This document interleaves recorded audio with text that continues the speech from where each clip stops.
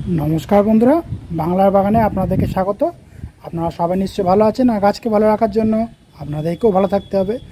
देखें এই বর্ষা যে চলছে আর কি, এই বর্ষার মধ্যে কিন্তু দেখেন আমার এই গোলাপ গাছগুলি থেকে দেখেন ভালোই কিন্তু ফুল ফুটতে শুরু করে দিয়েছে। দেখেন নতুন নতুন ব্রাঞ্চও কিন্তু বেরিয়েছে। তো আমি যেভাবে আপনাদেরকে দেখিয়েছিলাম এই গোলাপ গাছ বর্ষার সময় আপনারা কীভাবে পরিচর্যা করবেন না করবেন, আমি কিন্তু ঠিক সেইভাবেই পরিচর্যা করে যাচ্ছি। ফুলের সাইজটি ছোটো হলেও অসুবিধে নেই। টাইটেল আর থাম্বনেল দেখে আপনারা নিশ্চয়ই বুঝতে পেরেছেন যে আমি আজ আপনাদের সঙ্গে কী বিষয় নিয়ে আলোচনা করতে চলেছি। তো তাহলে চলুন সেই আলোচনার বিষয়ের দিকে তাহলে এবার যাওয়া যাক।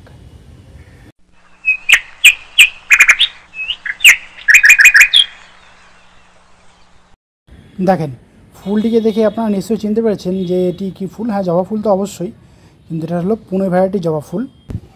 এখন যেহেতু বর্ষাকাল চলছে, আমি গত বছর কিন্তু একটা কাজ করেছিলাম, আপনাদের সঙ্গে বলা হয়নি।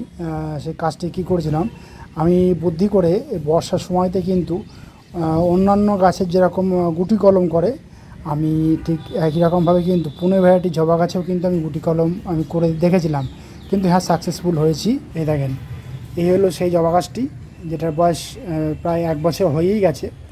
এই দেখুন এটা হলো কমলা রঙের পুনে ভ্যারাইটি জবা ফুল। আমি গত বছর আর কি এটাকে গুটি কলম করে আমি নিজেই চারা করেছিলাম। তারপরে মাটিতে যেরকম বসাতে হয় সেরকম বসিয়ে দিয়েছিলাম, এবং তারপরে যেভাবে পরিচর্যা করতে হয় সেভাবে পরিচর্যা আমি করে যাচ্ছিলাম। আর ভালোই কিন্তু ফুল পাচ্ছি। দেখেন এখানে একটি কুড়ি আছে, নিচেও দেখেন এখানে একটি কুড়ি আছে।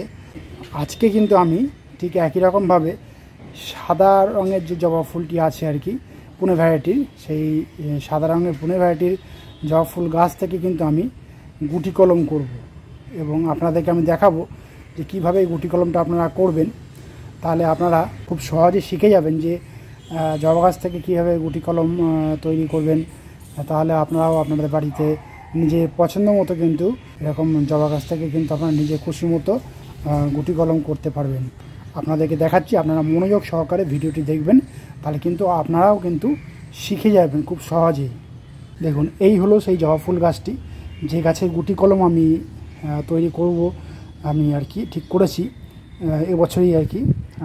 কারণ গাছটা একটু বয়স হয়ে গেছে, চেষ্টা করছি আমি এই গাছ থেকে গুটি কলম তৈরি করে নতুনভাবে আর কি সেই চারাটি রোপণ করতে আর কি। তো প্রথমেই করবেন কি, আপনারা একটা পরিণত ডাল আপনারা বেছে নেবেন। অপরিণত ডাল হলে কিন্তু হবে না। আমি এখানে আমার যে এই পুনে ভ্যারাইটি জবা গাছটি রয়েছে, এখানে বেশ অনেক কটাই দেখছি যে পরিণত ডাল রয়েছে, সেই জন্য আমি এই ডালটিকে আমি সিলেক্ট করে নিচ্ছি গুটি কলম তৈরি করার জন্য। কারণ ডালটা পরিণত অবস্থায় আছে। সবসময় আপনারা যে কোনো গাছে গুটি কলম করতে হলে আপনারা পরিণত একটা ডাল আপনারা দেখে নেবেন। তো এর আগে আপনাদেরকে দেখিয়ে দিই কী কী উপকরণ লাগবে এই গুটি কলম তৈরি করতে হলে। দেখুন এখানে আমি একটা প্লেটের মধ্যে সমস্ত উপকরণ আমি নিয়ে নিয়েছি, যে যে উপকরণ লাগবে।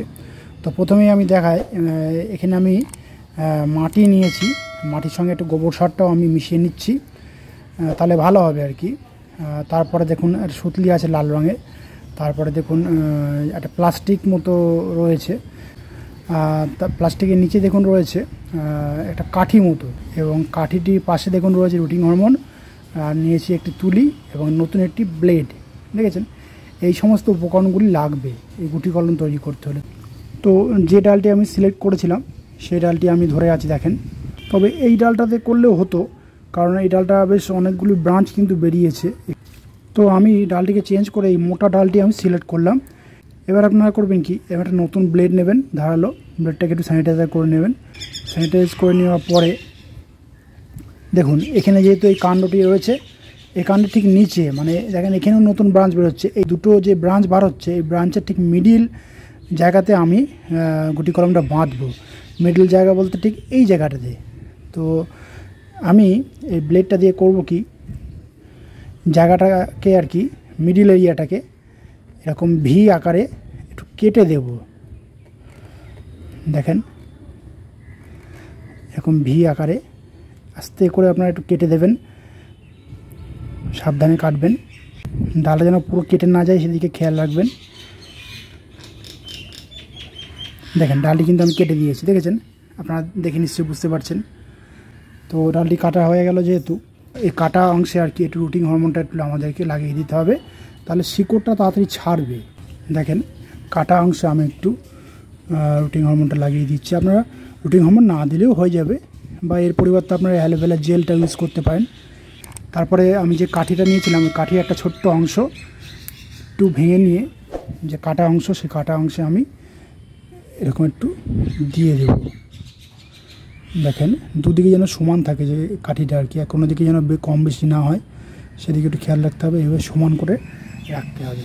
এবারে করতে হবে কি, যে মাটি এবং সারটা আমি নিয়েছিলাম, সে মাটি এবং গোবর সারটিকে আর কি ভালোভাবে মিশিয়ে নিয়ে একটু এরকম মতো মেখে নেবেন। একটু জল জল ভাব থাকবে, খুব শুকনো করবেন না। নিয়ে এবার করবেন কি, যে কাটা অংশটা আমি আপনাদেরকে তৈরি করে দেখলাম, সেই কাটা অংশের মিডিলে পুরো এরকমভাবে আপনারা পুরো মানে গোল পাকিয়ে একটু চেপে চেপে দেবেন। এ দেখেন পুরো এরকম মানে একটা গোল পাকিয়ে সেই কাটা অংশের মিডিলে আর কি এরকম মাটিটাকে দিয়ে দেবেন। মাটিটা খুব শক্ত করবেন না, একটু নরম করবেন। দিয়ে এবার করবেন কি, যে প্লাস্টিক আমি আপনাদেরকে দেখিয়েছিলাম, সেই কাটা প্লাস্টিক আপনারা নিয়ে নেবেন। এরকম কাটা প্লাস্টিক আপনারা নেবেন। আপনারা ন্যাকড়া দিয়েও করতে পারেন, তবে সুতির কাপড় হলে ভালো হয়। তো দেখেন আমি এখানে যেহেতু মাটির যে বলটা আর কি, সেই বলটা তৈরি করে দিয়েছি।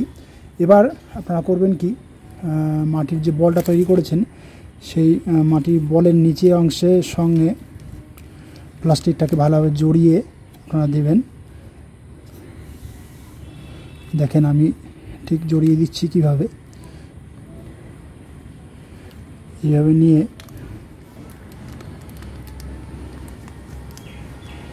একটু ঘুরিয়ে এরকম জড়িয়ে দেবেন, কোনো অংশে আলগা না থাকে সেইটা খেয়াল রাখবেন।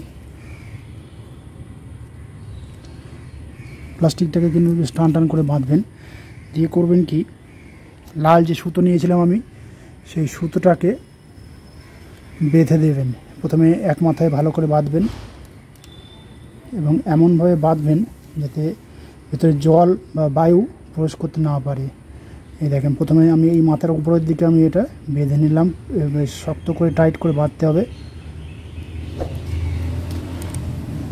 এই দেখেন এরকম টাইট করে বেঁধে দিতে হবে।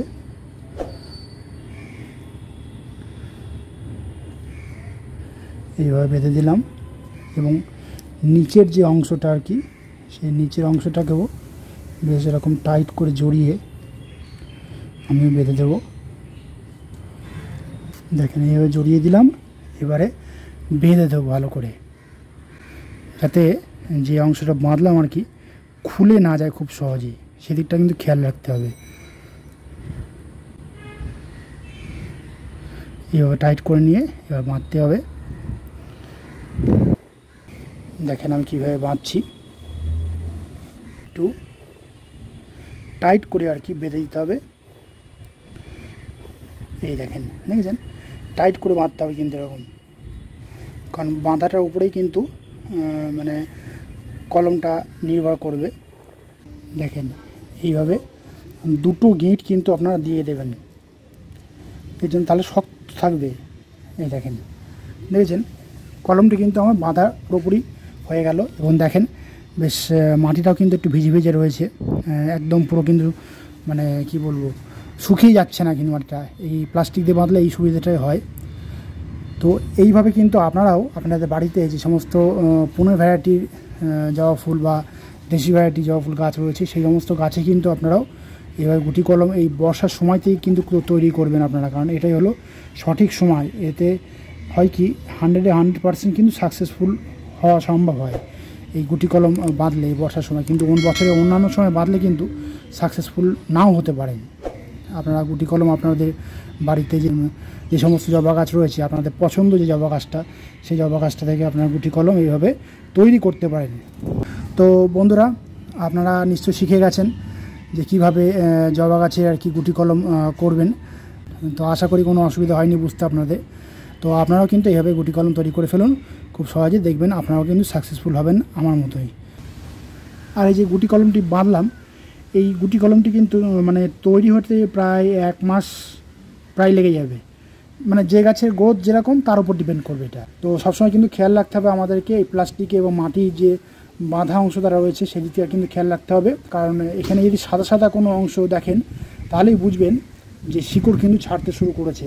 এবং ভালোভাবে এই মাটির অংশে সাদা অংশগুলো আর কি মানে শিকড়গুলো আর কি ভালোভাবে জোট বেঁধে যাবে, তারপরে কিন্তু আপনারা খুলবেন। দুই একটা শিকড় দেখলে কিন্তু আপনারা খুলবেন না এই গুটি কলম বাঁধা অংশটি। যাদের মাটিতে জবা গাছ রয়েছে তারাও কিন্তু এই একই রকমভাবে গুটি কলমটাকে আপনারা তৈরি করতে পারেন, কোনো অসুবিধা আশা করি হবে না। তো আজ এই পর্যন্তই।